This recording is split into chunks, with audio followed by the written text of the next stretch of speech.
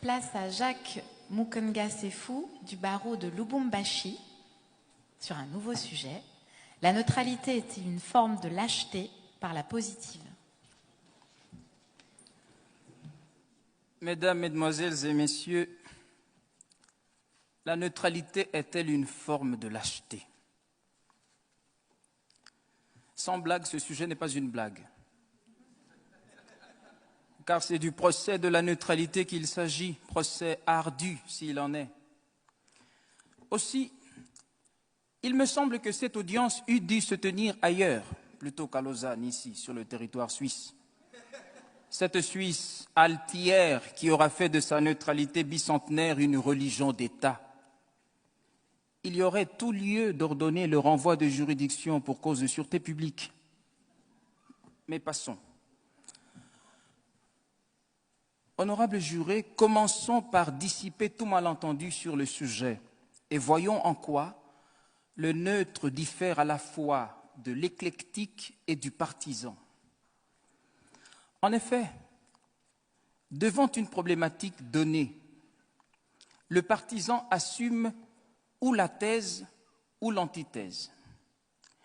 L'éclectique se situe à califourchon sur la thèse et sur l'antithèse dont il tire une synthèse, alors que le neutre, lui, se refuse de prendre parti, ni pour la thèse, ni pour l'antithèse, ni pour la synthèse, ni pour l'un, ni pour l'autre des deux antagonistes, ni pour Césaire, ni pour Senghor, ni pour Voltaire, ni pour Rousseau, ni pour ni contre l'avortement, ni pour ni contre la peine de mort. Et pour être contemporain, le neutre n'est ni pour le Grand Barça, ni pour l'autre équipe.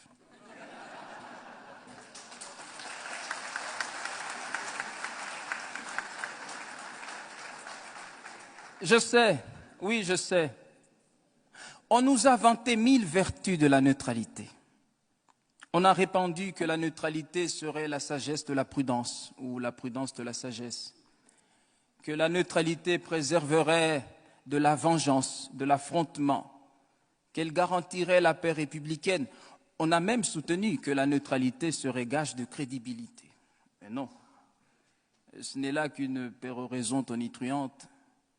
À dire vrai, Dieu sait que toute neutralité cache une lâcheté qui a honte à s'avouer. La neutralité, c'est de la lâcheté. Est-il besoin de le prouver? En fait, vous le savez bien autant que moi, la raison humaine est jugement et le cœur humain est parti pris. Il en résulte qu'aussitôt qu'éclairé par les données d'un débat ou d'un conflit humain, on ne peut pas ne pas prendre parti. La neutralité donc, si tant est qu'il soit possible d'être neutre, la neutralité, dis-je, n'est qu'une posture d'imposteur, adoptée pour le besoin de la cause ou pour la cause du besoin. Un leurre, une ruse. Et Pierre Billon a eu tant raison d'affirmer que la neutralité est une chose qu'on trouve dans les discours, pas dans le cœur des gens. Dès lors, si s'interdire de clamer tout haut ses convictions par peur d'en subir les conséquences n'est pas de la lâcheté, si s'interdire l'action par crainte de représailles n'est pas de la lâcheté, si, mais enfin, voir l'injustice et passer son chemin n'est pas de la lâcheté, admettez néanmoins que cela y ressemble beaucoup. Non, jamais, jamais. La neutralité n'est pas une vertu. Des individus aux États, elle reste une veulerie. Et quoi? Un ami qui a fait vœu de ne jamais prendre parti pour personne. Non, merci. Et en quoi serait-il donc mon ami, lui qui ne porterait pas sa part de mon malheur? Que la neutralité nous préserve du chaos de l'affrontement. Oui, j'entends bien. Autant heureusement qu'elle permette à l'injustice de prospérer. Voir la Shoah, l'apartheid, la ségrégation raciale, la xénophobie, l'esclavage sexuel, des avocats emprisonnés, Des millions de morts et des viols à l'est du Congo, mon pays, la République très très démocratique du Congo.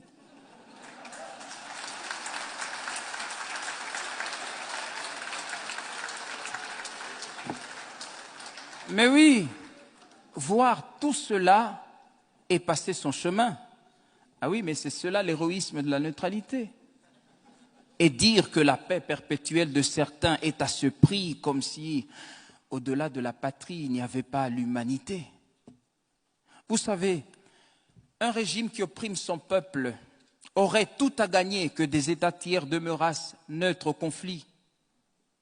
Mais Desmond Tutu considère avec raison que si vous êtes neutre dans les situations d'injustice, vous avez choisi le côté de l'oppresseur.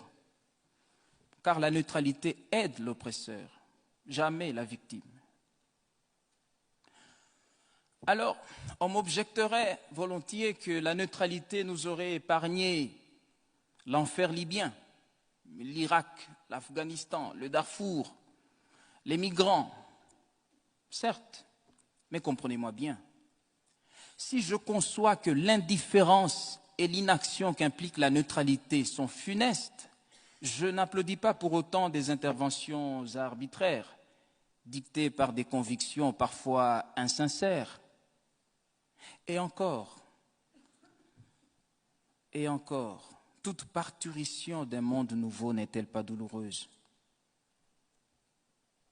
620 000 soldats tombèrent sur le champ de bataille durant la guerre de sécession qui déchira l'Amérique de Lincoln. Mais il y avait un message de justice dans le crépitement de chaque balle tirée durant cette guerre-là. Oui, ces crépitements d'obus étaient autant de voix qui s'élevaient en chœur pour rappeler, si besoin en était encore, que tous les hommes naissent libres et égaux en dignité et en droit. Les Noirs aussi.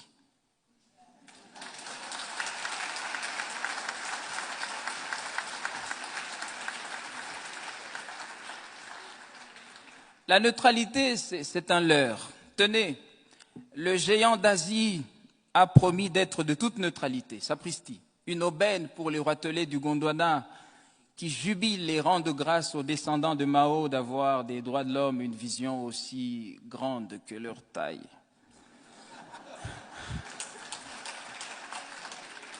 Mais ne vous y méprenez pas. Pékin se tait parce que Mao est à table, la table de Mendeleïev. Et en Afrique, lui dit-on, il est impoli de parler quand on mange et mal poli de jaser la bouche pleine. La neutralité a engendré la langue de bois, ce patois des politiques et des technocrates irrésolus, des lâches qui effraient l'opinion publique. Ils disent aux uns, vous avez raison, et aux autres, vous n'avez pas tort.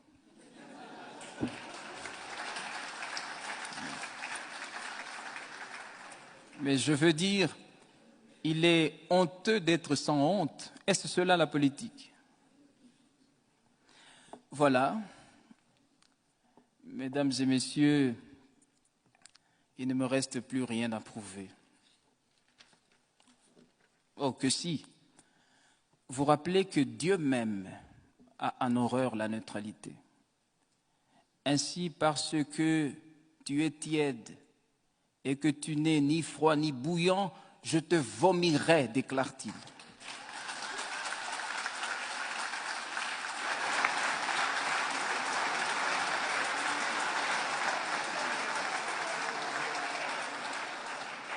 Voilà, mesdames et messieurs, la preuve est faite. Maintenant, laissez-moi vous dire que j'ai un rêve. Moi aussi, bien sûr, n'ayant pas le monopole du sommeil, Martin Luther King ne peut avoir celui du rêve. J'ai fait un rêve, et mon rêve le voici. Et si ce 33e congrès de la CIB était celui de la rencontre de chaque avocat avec sa cause humaniste, l'idéal pour lequel il devrait désormais vivre et même mourir s'il le faut. Et quittez la tranquillité de votre neutralité. Pour les avocats dignes de la robe qu'ils portent, disait Jacques Isorni, il n'y a que le grand combat, avec tous ses dangers et tous ses risques. Car un avocat sans histoire n'est pas un avocat. C'est tout au plus un fonctionnaire de la justice qui fait ses heures de justice et les vend le mieux qu'il peut.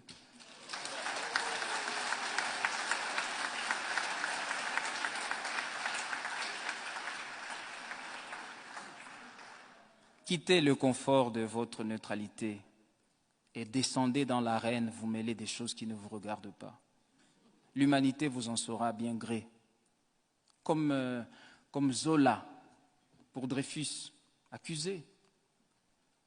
Comme Voltaire, donnez à graver cette épitaphe, il défendit Calas. Comme Sartre, Che Guevara, soyez de tous les combats. Comme Mandela, quittez votre robe d'avocat s'il le faut et allez vers le large. Et comme Vergès, sauvez Jamila et épousez-la.